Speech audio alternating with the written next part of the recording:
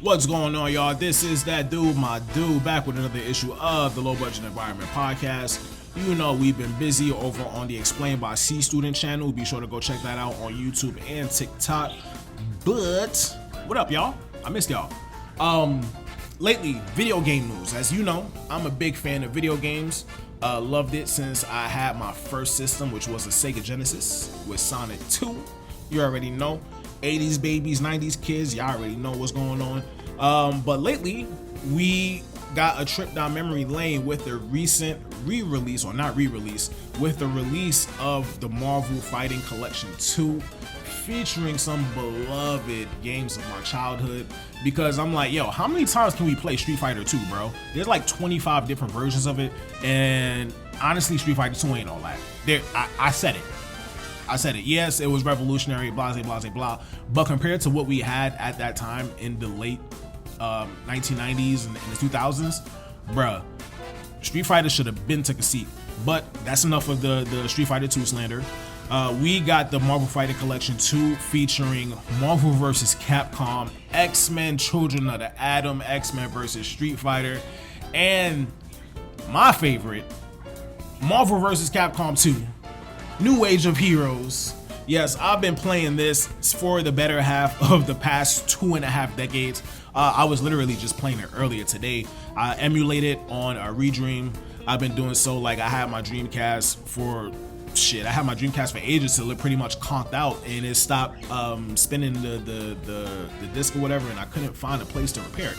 But I'm extremely happy to see that the younger generation is finally going to be able to experience what we were clamoring over as kids, what we were wasting our quarters on. Well, not wasting, but we were just spending tons and tons and tons of quarters, tokens, and all that, going to arcades.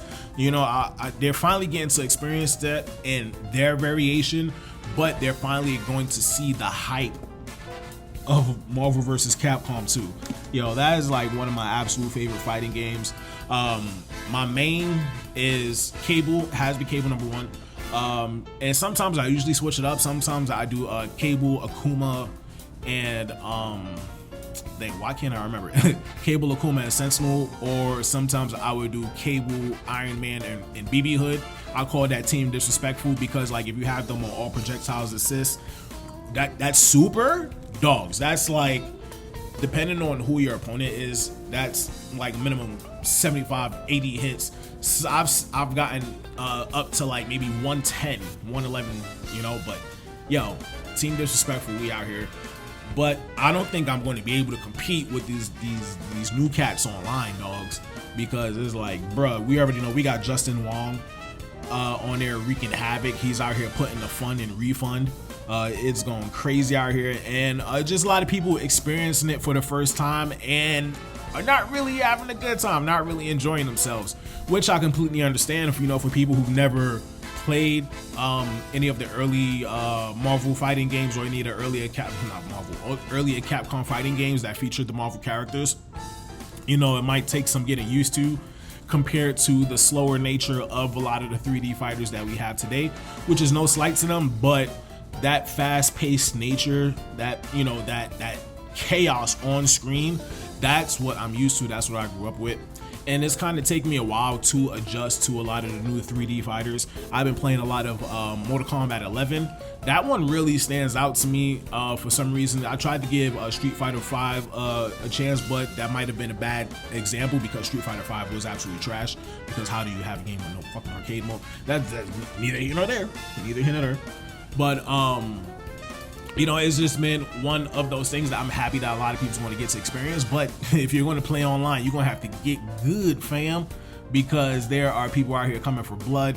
So although I've been playing on my own for the past 20 years or so, and the few arcade experiences here and there, I think it's going to take me a second before I jump online. So do with that information what you will. I hear that they have another collection coming out, or it could be out already or something like that. I don't know. But they're going to have Power Stone 2. They're going to have Rival Schools 2, Project Justice, another one of my favorite fighting games. And also, these are also just like some Dreamcast exclusive that a lot of people missed out on simply because the PS2 came on the schoolyard and bullied everybody, you know, and they did what they did. And you know, I'm just so happy that a lot of people's finally going to get to experience a lot of a lot of what made the Dreamcast popular, you know. So yeah, this one's a shorter one. Yeah, who's your mains? You know, let me know. And in either the games, Children of the Atoms, X-Men vs Street Fighter, Marvel vs Capcom, Marvel vs Street Fighter, superheroes and all that, whatever. Who are your mains? Like I said, for me, I'm rolling with Cable, Akuma, and Sentinel, or Cable, BB Hood, and Iron Man, aka Team Disrespectful. But let me know what you got, who you got, and have you played online?